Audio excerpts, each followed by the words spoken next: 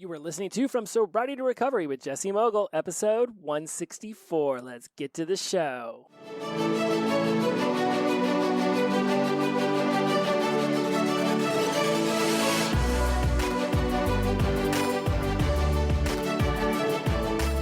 Welcome back to From Sobriety to Recovery. I'm your host, Jesse Mogul, and I am in addiction recovery.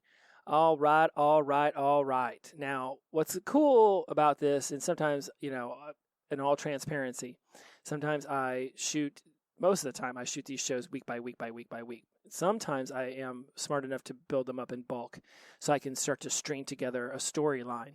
And that's what's happening right now.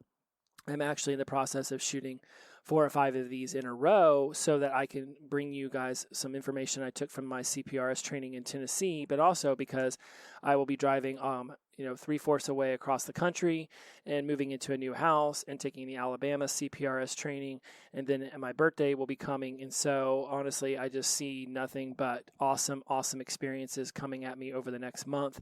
And I have not been thrilled with the output I've had on these shows over the last couple months, not feeling very grounded, having a lot going on, and I've missed some weeks. And so we're not doing that anymore.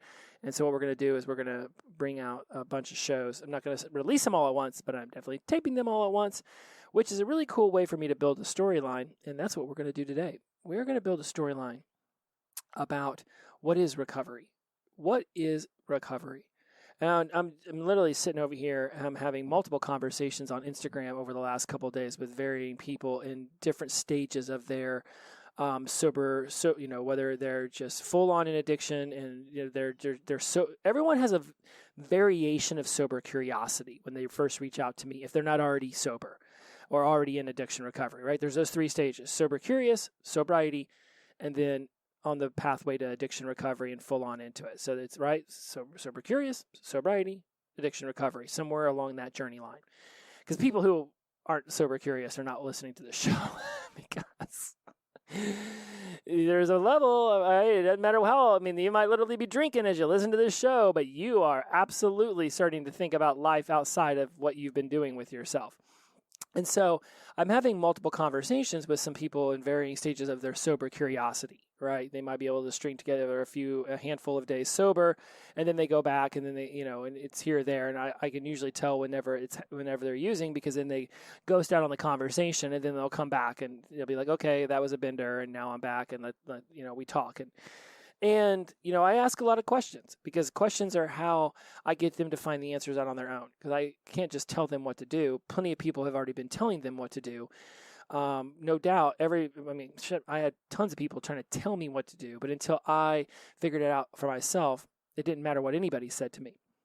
And so that's what we're going to talk about over these next episodes, is how you can start to understand what's going on in your mind and understanding what it is you've attached to your addiction, and really what kind of language patterns can you begin to absorb? How can you better understand what recovery is? What values are you attached in your life to certain things that might be either holding you in on your addiction or maybe ready to release you from it? How do you communicate? What are some of your communication styles? Right? What is it? What is communication? And all of this stuff, while there are samplings of it in my CPRS training, all of this is stuff I've talked with you guys about before. But we're going to bring it back like I promised you I would at the beginning of the year, and we're going to touch on stuff again, because one episode isn't enough. And while I do reintroduce topics regularly, there are absolutely opportunities for certain topics to have multiple shows. And that's what we're going to be doing over the next handful of episodes and on into the summer, because I want y'all to have a fun summer.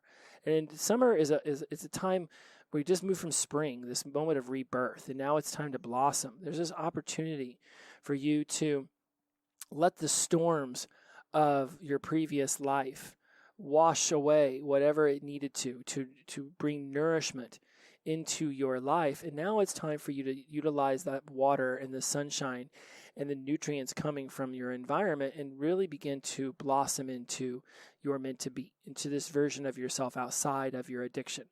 Actually creating someone who you look in the mirror in a year, 2, 3, and you're like, I can't even believe this is the life I have created for myself. The beauty of the internet is there's so many resources out there also that can be the calamity of the internet. There are so many resources out there you often don't know who to believe, you don't know who to trust. One of the places I know that I can believe and I can trust whenever I go to seek answer from them is the Substance Abuse and Mental Health Services Administration, SAMSA, SAMHSA for short. They have amazing information over there. I've been using them for years. When I go to call addiction recovery centers, that's usually who I use to find out all the ones near me, and I just start going down the list that they have compiled. It's beautiful. And they have what they believe is their working definition of recovery, and they have these guiding principles of recovery. Now, my CPRS training introduced me to them again, but I'd already found this over on the SAMSA website before, and I've already discussed a lot of these, but not necessarily all in one episode as a conformed idea, as like this continuation of what can you start to reframe recovery as in your world. All right, when we think about this working definition of recovery, and all of this again, I'm going to put a link to the SAMSA Guiding Principles of Recovery page into the show notes because I want you to be able to find that. And this is just one of the many different ways. This is this is actually coming from the state of Illinois. Whenever I originally Googled it, it popped up. But now you'll be able to know how to find SAMSA. And again, this is just from Illinois. Imagine what each and every state is doing with their own addiction recovery strategies. And SAMSA believes that the working definition of recovery is a process of change through which individuals improve their health and wellness, live a self-directed life, and strive to reach their full fulfillment, their full potential. Now, they call it working, and I think we've discussed this before, because like anything about addiction recovery, health, and most things in life, there's a constant adjustment. We're shifting, we're growing with it. So it's a growing definition of recovery, has a process of change through which individuals improve their health and wellness, live a self-directed life, and strive to reach their full potential. Now, at the end of my origin story, I talk about how on January 12th, when I woke up in my shit tub, how I looked in the mirror and said, I am no longer going to be this version of me. I'm not going to be the Jesse who wasted away tons of potential. I'm going to be the Jesse who reached his potential. And I inadvertently also committed to helping each and every person on this planet that I could reach to reaching their full potential, whether it's through my enthusiasm, through it's my speaking, my teaching, my guidance, whatever it might be.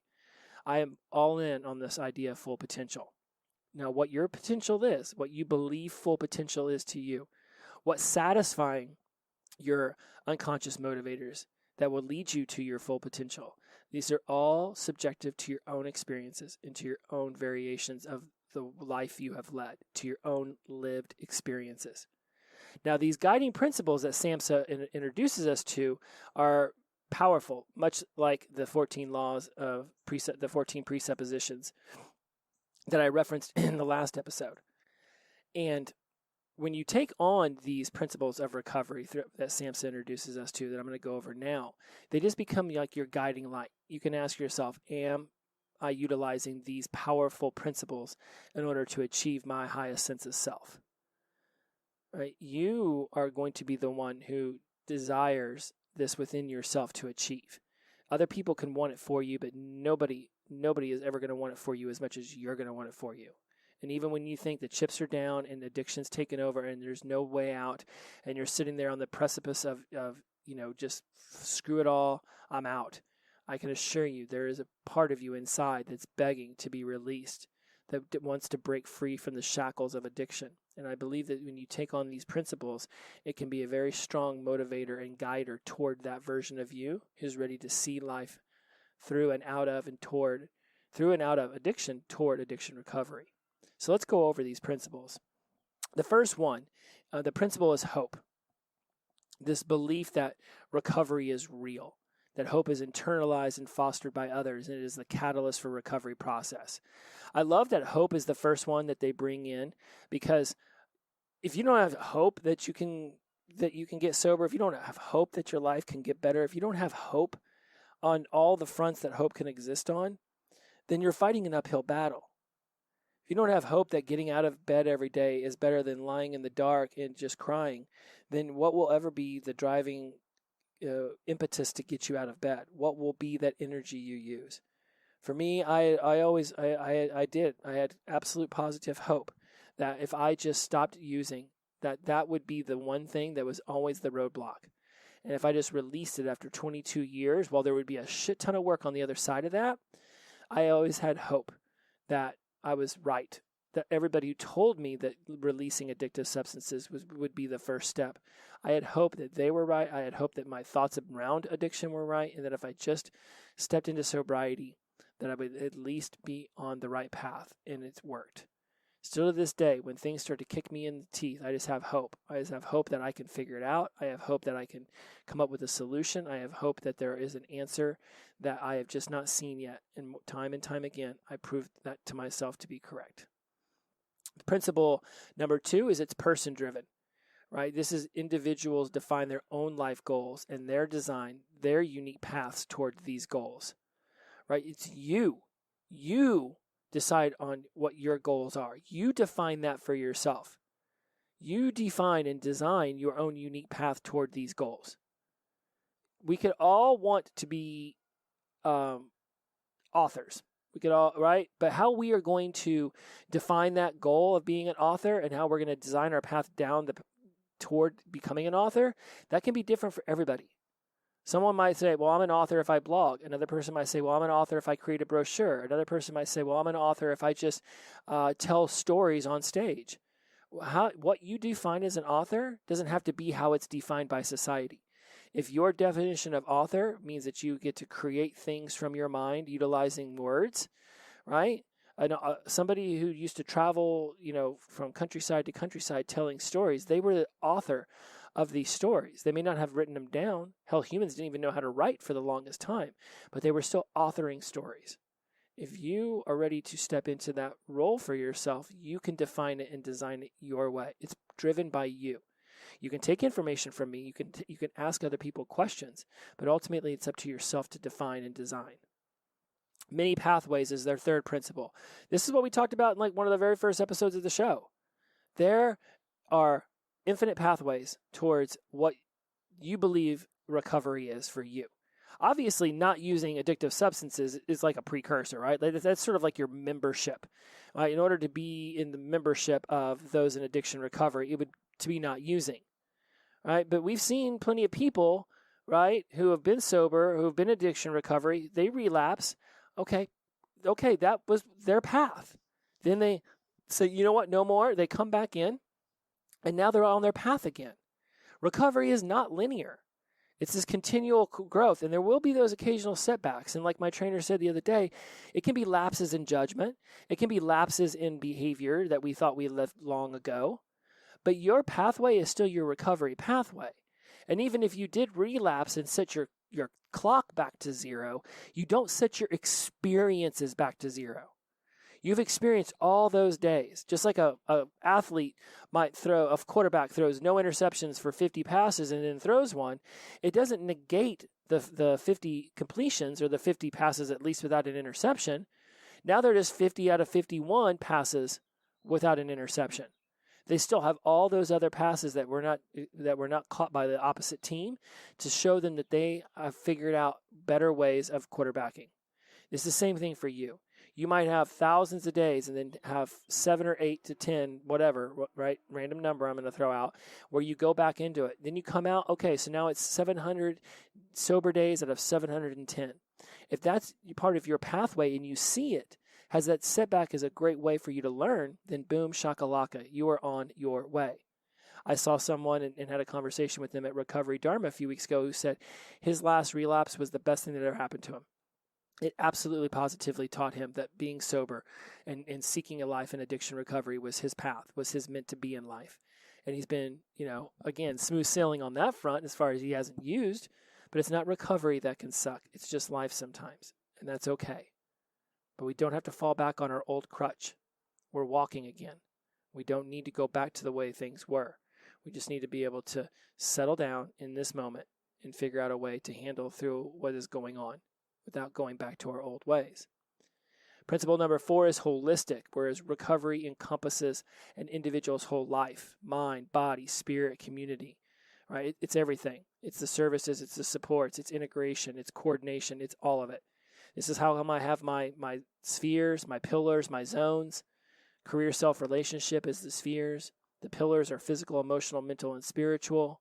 We have our zones of growth mindset, physical development, emotional intelligence, neurobiology and the biochemicals of the brain, and we have environment, right? I really believe that these 5 zones, when harnessed along with the power of my spheres and my pillars, will absolutely incorporate your life toward a better, more desirable version of yourself. Take my 7 powerful principles from the book I wrote, and now all of a sudden you have a pretty damn good blueprint. You can come up with your own blueprint, but if you're looking for a few, I've got them out there. Everybody's got a system, but it's when you understand that we're talking about an entire life-changing event when you quit using, when you step into sobriety. Everything about your life is going to require some tinkering because your addiction seeped into every aspect of your life. SAMSA believes that peer support, number 5, encourages others to engage peers and provide each other with a sense of belonging, supportive relationships, valued roles, and community. Listen to that real fast. Peers, and this is off the website, peers encourage and engage other peers and provide each other with a vital sense of belonging, supportive relationships, valued roles, and community. Go back to the 6 human needs. That's significance. That's contribution. That's certainty. That's love and connection. That's growth. That's variety. That's all 6 human needs wrapped up in peer support. That's how important the saying, the opposite of addiction is connection is. Peer support. This is why people encourage meetings. This is why people encourage you to get together with a group who are going through similar things. All right, this is why those support groups are so amazing and resourceful. Whether it's sugar, binging and purging, eating disorder, whether any other mental wellness thing you've got going on where you need to some support, addiction, whatever it might be, there's a support group for it. And this is why support is so important, because all 6 human needs can be found at one of those meetings. All 6 of those human needs can be found when you and a fellow peer going through a similar sobriety to recovery phase. Right? How I can get into a room full of people who've got sex, drug, rock and roll, eating disorder, any level of addiction in their life, and I can bond with them because we're all going through a similar experience in that we're trying to release something that has literally infiltrated every aspect of our lives. And by releasing it and stepping into a new version of ourselves, we have created a massive void, and we're seeking understanding around it, and we're seeking ways in which we can fill it. And that's why when we get together and have conversations, we start to hear what other people are doing, and then we create something for ourselves. We design it and define it for ourselves. Guiding principle of recovery, number 6, relational. Recovery is supported by the presence and involvement of people who believe in the person's ability to recover, who offer hope, support, and encouragement. Now, not only does this one go back to peer support, which we just covered, but it also discussed the many pathways, because who knows what meeting you might go to, who knows what organization. Hell, you might love jump roping, like I've recently taken on, and you go to a jump roping class meeting with other people who jump rope. I'd be willing to bet something was going on in their life, and then they were like, I need to get more active. You know what, maybe I'll pick up jump roping. And then it became something they really got into. I'd be willing to bet a lot of them were going through something in their lives that led them to the jump rope. Right? Just like it talks about how in this relational, looking for people who believe you can recover and who offer you hope. Hope is number 1. Hope is their guiding principle, right? But it gives you, it's supportive. They believe in your ability to recover, also understanding that it's person-driven. Number 7 is culture, right? Values, traditions, beliefs are key in determining a person's journey and their unique pathway to recovery. If you come from India and the background of your family is deeply traditional and holds certain values, that might be how you seek addiction recovery. It also may be the confines of those traditions and values is what led you into addiction. So maybe breaking through those traditions and values that your family, that your citizens and country people also hold firmly toward, maybe it's releasing that stuff that actually takes you into your sobriety and addiction recovery journey. But only you will know that for yourself. But I can absolutely say this as an experience I've had, as a lived experience I've gone through is that my values and traditions and beliefs that I had that came from my primary caregivers, that came from my background, absolutely influenced the way that I first stepped into addiction recovery and sobriety. Ultimately, I turned it all into my own stuff, but there was absolutely values, traditions, and beliefs that had some sway over how I first stepped into addiction recovery. Absolutely. My initial experiences with AA at the University of Florida were not good. So when I decided to get sober, I wanted a way other than AA. And that's how I turned to Kaiser. Trauma informed. Services and supports should be trauma informed to foster safety and trust. This promotes choice, empowerment, and collaboration. Now, we're going to go into trauma informed more down the road, but basically it's just understanding that people have traumas. And it's understanding that when we step into this idea of just realizing that everybody has their own ways of looking at their trauma. Everybody has this trauma, right?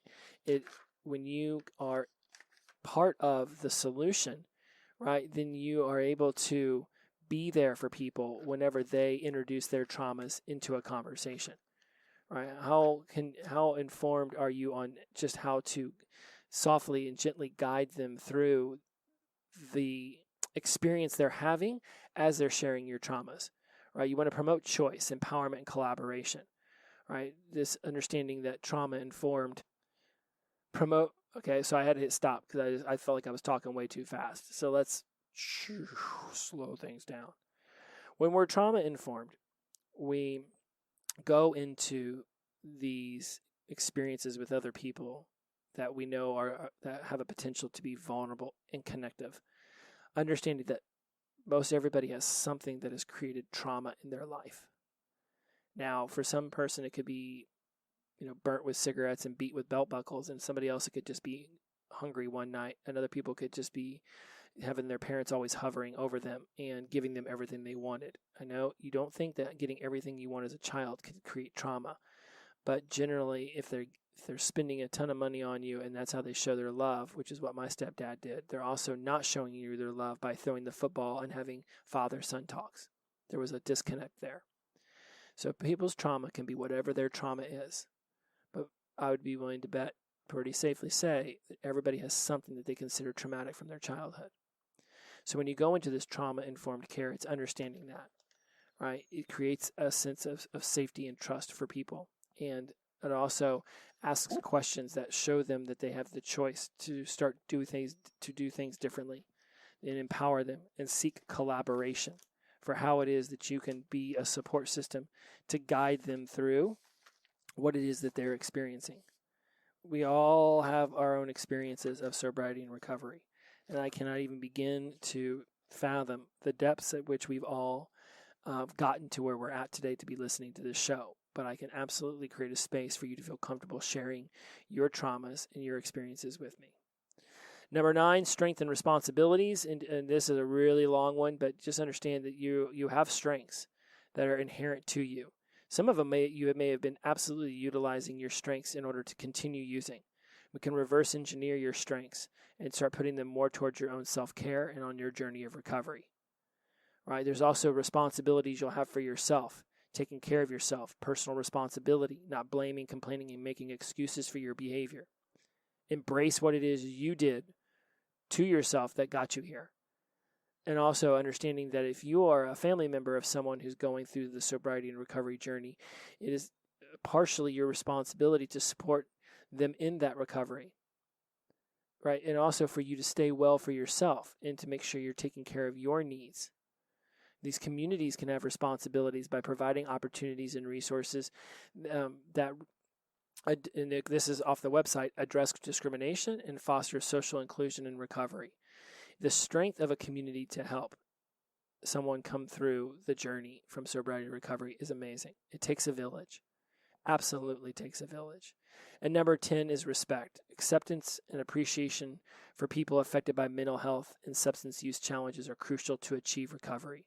Self-acceptance, developing a positive and meaningful sense of identity and regaining belief in oneself are also important.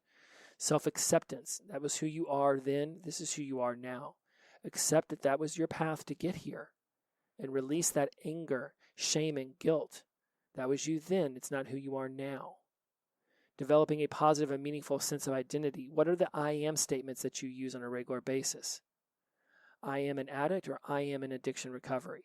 I am a piece of shit, or I am someone working toward looking at myself positively in the mirror. The I am statements are what you attach meaning to your identity using. And regaining belief in oneself, right? Somebody once asked me, what's the best way for me to love myself again? And I was like, trust yourself. When you make a commitment to do something, do it. Because we've all seen how love is created within two humans. It's through trust. It's through being there for one another. Whenever you say you'll be somewhere, you're there. When you say you'll help them, you help them. That builds trust, and trust builds love. So if you want to build trust and belief in yourself again, then follow through on the things that you say you're going to do. And if you find yourself not following through on those things, ask yourself, are you actually committing to things you want to be committing to? Are you committing to things that your sponsor, your therapist, your counselor, your peer, are you doing things that they're telling you to do, but you don't actually want to do? Or are you just not doing it because you're unmotivated, uninspired, lazy, hopeless? Figure out what is causing you to not follow through on the promises you make to yourself, and that will be a humongous step toward making future promises that you keep to yourself. These are your guiding principles. These are things that we have been talking about for 160 some odd episodes. It is amazing. It is amazing. It is amazing to me for all of us that are on this journey, regardless of where we're at, the stumbling blocks, the occasional setbacks that we might have. It's all part of the journey, guys. It's all part of the journey. And when you can step into embracing your own humanness, I absolutely promise you, it'll help you and guide you towards embracing other people's humanness. We are amazing, amazing creatures who just get off our path once in a while.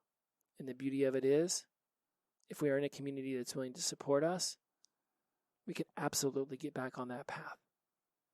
But you still have to decide it for yourself.